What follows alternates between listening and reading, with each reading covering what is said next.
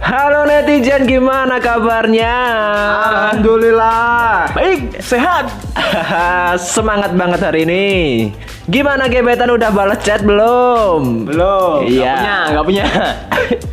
Sambil menunggu chat gebetan yang tak kunjung dibalas, mending nontonin kita aja, iya nggak? Ya. Ditemani dengan kita trio semi pengangguran yang masih aktif menghibur kalian. Wadidaw. Kali ini kita akan bahas seluruh alur film dari negeri gingseng Korea Selatan Merdeka. yang berjudul Homemade. Film ini berkisah tentang asisten rumah tangga yang mantap-mantap dengan majikannya. Waduh.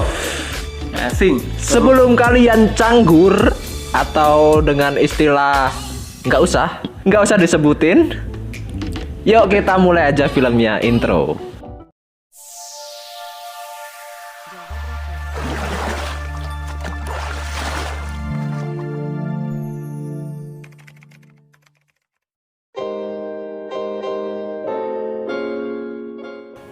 Film diawali dengan memperlihatkan hiruk-pikuk kota metropolitan di Korea Selatan.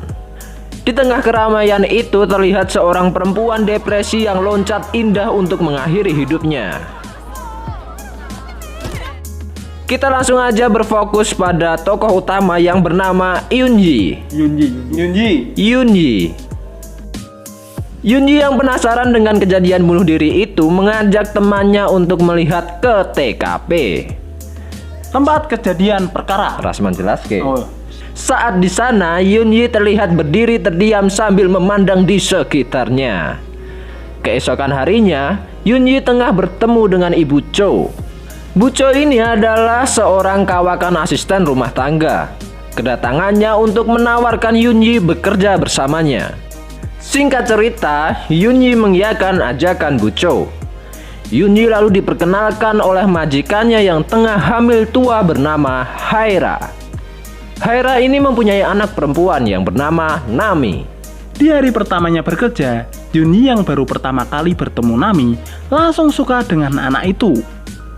Di malam harinya, ayah Nami yang bernama Hun pulang bekerja. Ia menyambut Yoonji dengan ramah. Di sini Yoonji bekerja dengan baik. Ia tak hanya menjaga Nami, namun juga ia melayani Haera dengan sangat teliti. Saat Yoonji membersihkan batap kamar mandi, ia terlihat sangat menghayati, sampai-sampai terlihat bemper belakangnya yang aduhai. Tiba-tiba Pak Hun masuk ke kamar mandi. Pak Hun kaget, tapi menikmati. Tibalah suatu ketika keluarga Hun tengah berlibur. Yoonji juga ikut bersamanya. Mereka menginap di sebuah villa. Kedekatan Nami dan Yoonji bertambah akrab di sini.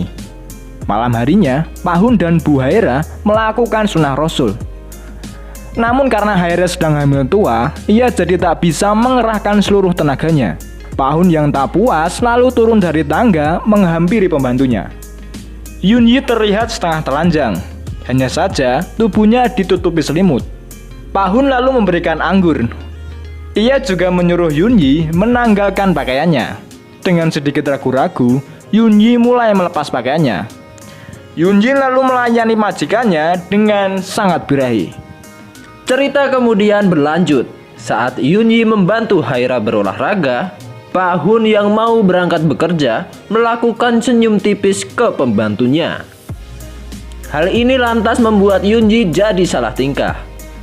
Di malam harinya, Pak Hun terlihat masuk ke kamar anaknya. Berhubung kamar Nami dan Yoonji bersebelahan, Pak Hun juga hijrah ke sana. Seperti hari kemarin, setelah memberinya satu tegukan anggur, Pak Hun langsung mengunboxing pembantunya.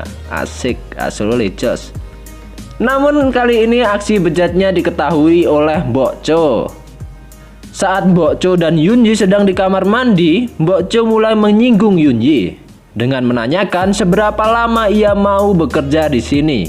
Yoonji menjawab jika ia suka dengan pekerjaan ini. Ia juga memancing Yoonji dengan menanyakan hubungan relationship-nya. Sampai akhirnya, Mbok Cho pergi melapor ke ibunya Haera. Ia mengatakan bahwa menantunya selingkuh dengan pembantunya. Mendengar hal itu, ibunya Hera tak tinggal diam. Saat Yunyi tengah membersihkan lampu atas, dengan sengaja ibu Hera menyenggol tangganya, sehingga mengakibatkan Yunyi jatuh dari tangga. Yunyi lalu dilarikan ke rumah sakit. Hera lalu diberitahu ibunya jika suaminya selingkuh dengan Yunyi. Awalnya, ia tak percaya dengan ibunya. Namun saat Yunyi pulang dari rumah sakit, Hera mengetahui bahwa kini Yunyi telah hamil. Dari situ, ia baru percaya jika suaminya begajulan. Hera dan ibunya lalu berbicara tentang perselingkuhan suaminya. Ibunya hanya bilang jika Hun selingkuh itu wajar-wajar saja, cakep, lanang rawopo. Karena ia terlahir dari keluarga kaya raya loh. Dewi miskin raento.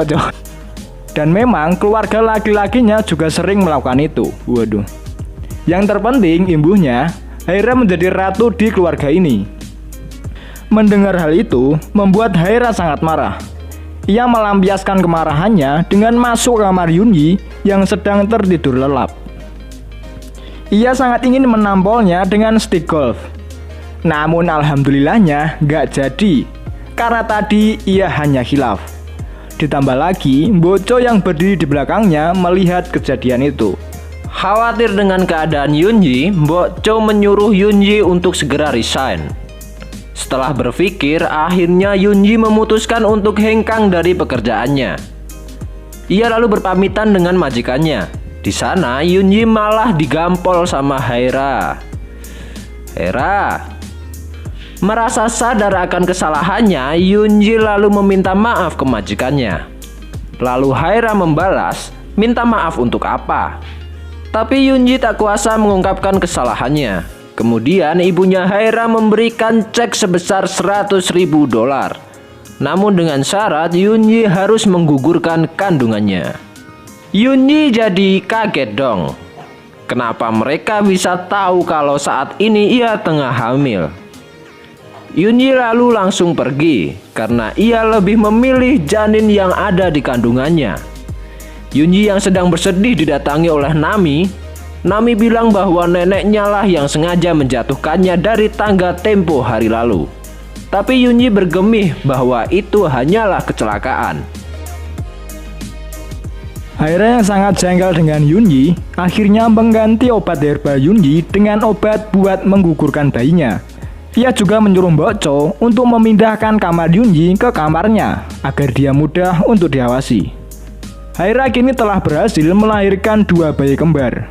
Karena seluruh keluarga berada di rumah sakit untuk menemani persalinan Hera, Yunyi mulai memberanikan diri masuk ke kamar majikannya. Dia menelusuri setiap sudut kamar, kemudian tidur di kasur empuk sembari memegang perutnya yang sakitan. Karena dia udah minum obat herbal yang mengandung obat menggugur. Tak berselang lama, datanglah Pahun.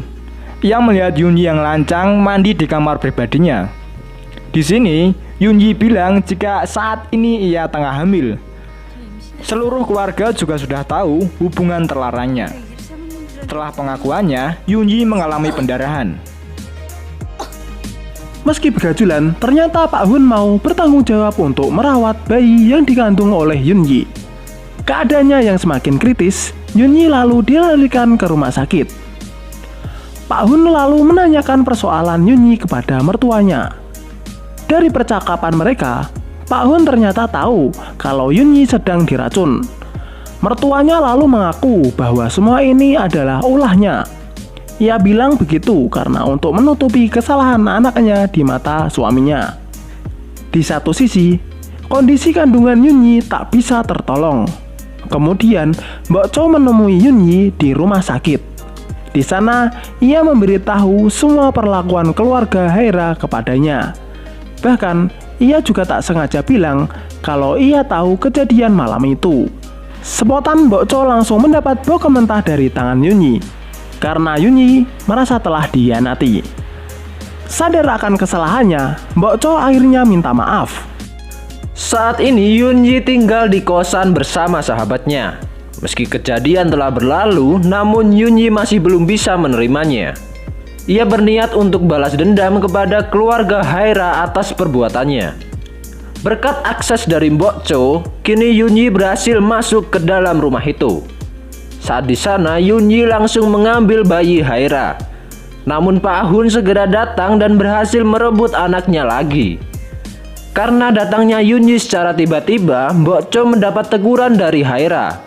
Karena Mbok Cho yang sudah muak dengan keluarga ini mengambil langkah berani dengan mengundurkan diri di hadapan mereka semua. Bahkan Mbok Cho sampai membentak Haira di depannya. Di lantai atas, datanglah Yunyi menyapa Nami. Nami pun bertanya, bagaimana dengan bayi di dalam perutmu? Yunyi menjawab bahwa dia telah meninggal. Yunyi yang sebelumnya sudah mandi pakai bensin, lalu menggantung lehernya dengan tali. Ia kemudian meloncat dari atas di hadapan semua orang. Dan seketika tubuhnya terbakar sehingga ia pun tewas. Alasan Yunyi melakukan semua ini untuk menteror mental keluarga Hun, karena mereka akan terus merasa bersalah atas apa yang dilakukan kepadanya. Setelah kejadian itu, terlihat keluarga Hun tengah merayakan ulang tahun Nami. Dari ekspresi mereka, sangat jelas bahwa psikis mereka terganggu, dan film pun tamat. Oke Gige, menurut kamu setelah nonton film ini gimana komentarnya? Film ini sangat-sangat bagus. Kita diajarkan dua buah hal. Dua buah hal, apa itu? Buah dada. Buah bentar. Yang pertama, kita diajarkan tentang pelajaran biologi. Tapi ditutup dengan kebaikan, yaitu pelajaran psikologi.